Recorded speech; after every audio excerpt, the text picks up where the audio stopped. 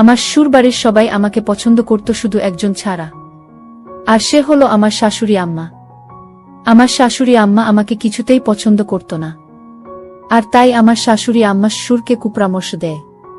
আর আমার শ্বশুর শাশুড়ি আম্মার কথায় আমাকে একদিন বাথরুমে নিয়ে আমার সাথে, বাকিটা গল্পতেই বলছি। আমার শ্বশুরবাড়িতে প্রাইভেসির বিরাট সমস্যা। উপরতলার কথা নিচতলা থেকে শোনা যায়। রিফাত যখন আমাকে বিয়ে করে এ বাড়িতে নিয়ে এলো, সবার মাথায় যেন আকাশ ভেঙে পড়ল। আমার শাশুড়ি রিফাতকে উপরে নিয়ে যা বললেন তার মর্ম হল, রিফাতর জন্য খুব বড়লোকের হার্ভার্ড ইউনিভার্সিটিতে পড়া মেয়ের বিয়ে কথা চলছিল। এর মাঝে রিফাত কেন একটা গরিব গুরবা মরহুম সাংবাদিকের মেয়েকে বিয়ে করে এনেছে? এই মেয়েকে নিয়ে কি আত্মীয় স্বজনদের সামনে মুখ দেখানো যাবে? রোটারি ক্লাবের মিটিংয়ে যাওয়া যাবে? রিফাত বোধহয় বাড়ি ছেড়ে দেয়ার হুমকি দিল, ওতে আপাতত কাজ হল। শাশুড়ি আম্মা তিতা ঔষধের মতো আমাকে কোনো রকমে গিললেন। আসলে শাশুড়ি আম্মার রাগ করাটাই স্বাভাবিক। গুলশানে ওনাদের এত বড় দোতলা বাড়ি, সামনে পেছনে বিরাট লন। শ্বশুর সাহেব আর্মি থেকে আর্লি রিটায়ারমেন্ট নিয়ে এরশাদের আমলে বিরাট ব্যবসা আরম্ভ করেছিলেন। সমাজের রাঘব বোয়ালদের সঙ্গে ওনার যাতায়াত। ছেলে রিফাত 6 ফুট লম্বা, সুদর্শন, বিশ্ববিদ্যালয়ের উচ্চতম কর্মকর্তা। পড়ালেখায় ভালো বলে বিসিএস দিয়ে ইনকাম ট্যাক্সে ঢুকেছে।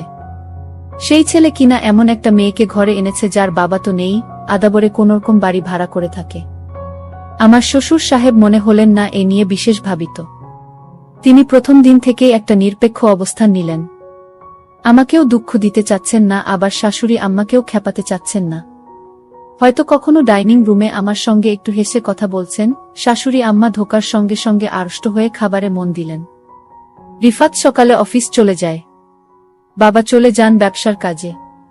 সংসারের নৌকায় অস্বস্তির ঝড়ে দুলতে থাকি আমি আর শাশুড়ি আম্মা।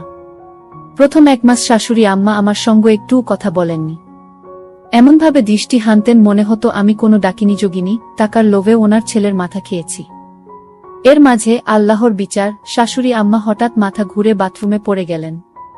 আমি গিয়ে তাড়াতাড়ি ওনাকে মেঝে থেকে টেনে ওঠালাম, কাঁধে ভর দিয়ে ওনাকে বিছানায় নিয়ে শোয়ালাম। আমি একটা গামছায় বরফ ভরে ওখানে চেপে ধরলাম। শাশুড়ি আম্মা খানদানি পরিবারের অভিজাত মহিলা।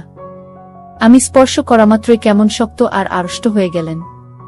মনে হলো আমি চলে গেলেই বাঁচেন। আমি বরফ হাতে নিয়ে বললাম, আপনার অনেক কষ্ট হচ্ছে, আমি আপনারে যত্ন করি। আম্মা, খুব ব্যথা লাগছে বুঝি? শাশুড়ি আম্মা শুকনো গলায় বললেন, সুরাইয়াকে ডাকা হোক। সুরাইয়া আমাদের কাজের মেয়ে, আজ আসেনি।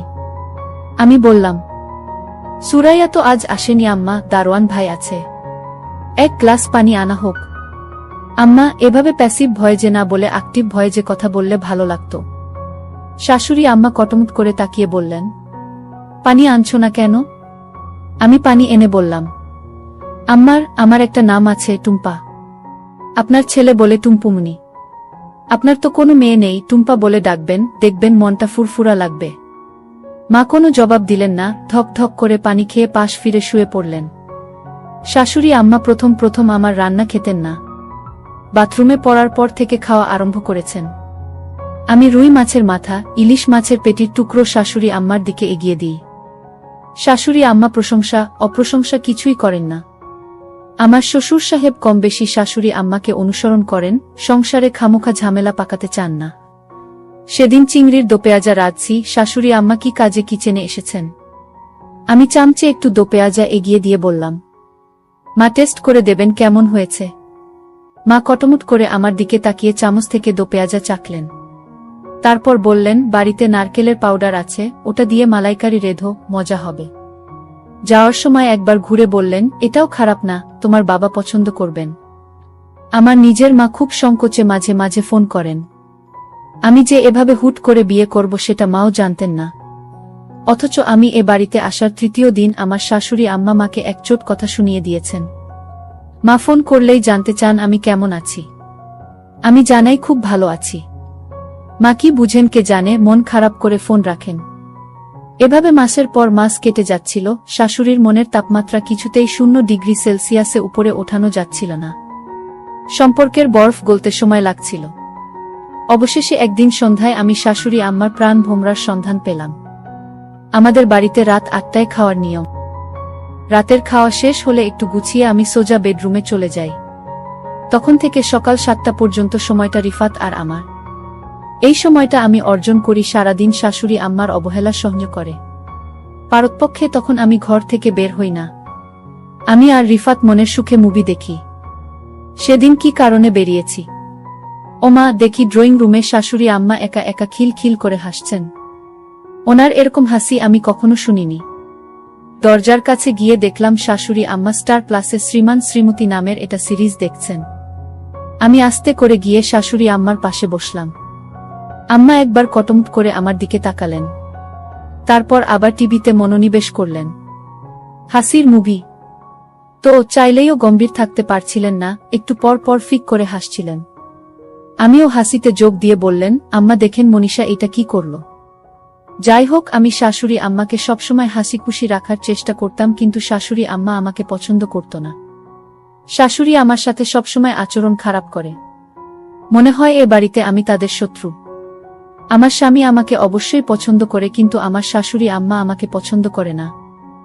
এক রাতে শাশুড়ি আম্মা আমার শ্বশুরের সাথে কানাকানি করছে। ফিসফিস করে আমার বিরুদ্ধে কি যেন বলল, আমি তেমন কিছু বুঝতে পারিনি। তবে এরপর দিন থেকে বাড়িতে আমি আমার শ্বশুরকে অন্যরকম দেখতে পেলাম। শ্বশুর আমাকে আগে যেভাবে বুমা বলে ডাকতেন, আজ আর তার মুখে সেই মধুর ভাষা নাই। প্রতিদিন সকালে নাস্তা করার সময় শ্বশুর আমাকে নিয়ে একসাথে নাস্তা করতেন, কিন্তু আজ আমাকে ডাক দেয়নি একসাথে নাস্তা করার জন্য। আমি বুঝে গেছি শাশুড়ি আম্মার কান পড়া পেয়েছে। জানি না আমার সাথে কি হয়। এরপরের দিন আমি আমার রুমে ঘুমাতে গেলাম। তারপর শ্বশুর আব্বা গভীর রাতে আমার রুমে প্রবেশ করল। আমি শ্বশুর আব্বাকে জিজ্ঞেস করলাম, বাবা আপনি এত রাতে আমার রুমে কেন? শ্বশুর আব্বা বললেন, শোনো মা, আমি তোমায় একটা কথা বলতে চাই। তুমি আমার কতটা রাখবে? কি কথা শ্বশুর আব্বা? শ্বশুর আব্বা বললেন, শোনো মা, এই বাড়িতে থাকতে হলে তুমি আমার একটি কথা রাখতে হবে। শ্বশুর আব্বাকে বললাম, কি কথা? কিন্তু শ্বশুর আব্বা বললেন, অন্য একদিন বলবো, আজ থাক, এখন তুমি ঘুমাও। শ্বশুর আব্বার মধ্যে আমি এক অন্যরকম দৃষ্টি দেখতে পেলাম, যা আমি আগে দেখিনি। এ বাড়িতে আমি প্রায় 6 মাস ধরে আছি। আজ শ্বশুর আমাকে কি বলতে চেয়েছিল তা আমি জানি না। এর 2-3 দিন পর আমি লক্ষ্য করলাম শ্বশুর আব্বা আমাকে তার মনের ভিতর লুকায়িত কথাটা বলার চেষ্টা করছে। আমি মনে মনে চিন্তা করলাম, শ্বশুর আব্বা কি বলতে চায় তা আমি শুনতে চাই। পরের দিন রাতে আমার শরীরে প্রচণ্ড জ্বর আসছিল, আমার খুব খারাপ লাগছিল। আমার পাশে কেউ নেই, একা একা রুমে জোরে আমি কাকড়াতে লাগলাম। এমন সময় হঠাৎ শ্বশুর আমার রুমে প্রবেশ করল। আমি শ্বশুর আব্বাকে দেখে চমকে গেলাম। আমি বললাম, শ্বশুর আব্বা, আমার শরীরের প্রচণ্ড জ্বর, আমার মাথা ব্যথা করছে। শ্বশুর আব্বা বললেন, মা, আমি তোমার মাথায় একটু ম্যাসাজ করে দেই, তাহলে তোমার মাথা ব্যথা কমে যাবে। আমি বললাম, শ্বশুর আব্বা, আপনার কষ্ট করতে হবে না। আমি বুঝতে পারলাম শাশুড়ি যেদিন শ্বশুরকে কানে কানে কিছু বলার পর থেকেই শ্বশুর আমার সাথে এমন ভালো ব্যবহার করছে। জানি না এটা কি ভালো ব্যবহার নাকি আমার সাথে অন্য কিছু হতে যাচ্ছে। যাই হোক, শ্বশুর আব্বা বললেন, মা, তোমার শরীরের অনেক জ্বর, তাছাড়া তোমার মাথা ব্যথা করছে, আমি তোমার মাথায় ম্যাসাজ করে দেই। আমার মাথাটা এত ব্যথা করছিল, আমি কিছুতেই আর না করতে পারলাম না। আর তাই শ্বশুর আব্বা আমার মাথায় মালিশ করে দিচ্ছিল। আমার খুব ভালো লাগছিল। আমার মাথা ব্যথাটা অর্ধেক কমে গিয়েছে। শ্বশুর আব্বা আমাকে বললেন, মা, আমি তোমার আর কোথায় মালিশ করে দিব? আমি বললাম, বাবা, আমার মাথা ব্যথা কমে গিয়েছে, আমার আর মালিশ করা লাগবে না। আপনি এখন রুমে গিয়ে ঘুমান। শ্বশুর আব্বা বললেন, ঠিক আছে বৌমা, তাহলে তুমি ঘুমিয়ে পড়ো, আমি সকালে আবার আসব। শ্বশুর আব্বা যখন রুম থেকে বের হতে লাগলেন, আমি শ্বশুর আব্বাকে ডাক দিলাম, বাবা শুনে যান। শ্বশুর আব্বা বললেন, কিছু বলবে বৌমা? আমি বললাম, হুম বাবা, আপনি আমাকে কি কথা বলতে চেয়েছিলেন? বলবেন বলবেন করে আর বলা হলো না। শ্বশুর আব্বা বললেন, মা, আমি তোমাকে যে কথাটি বলতে চাচ্ছি সেই কথাটা বললে তোমার মনটা খারাপ হয়ে যেতে পারে। বাবা আপনি বলেন, আমার মন খারাপ করব না। আপনি আমার বাবার মতো, আপনি যা বলবেন আমি তা মেনে নিব। শ্বশুর আব্বা বললেন, তার আগে তোমাকে আমার সাথে বাথরুমে যেতে হবে। আমি বললাম, বাবা বাথরুমে কেন? দরকার আছে, তুমি চলো, গেলেই বুঝতে পারবে। আমি অবাক হয়ে গেলাম তার কথা শুনে। আমি বললাম, ঠিক আছে বাবা, চলেন বাবা।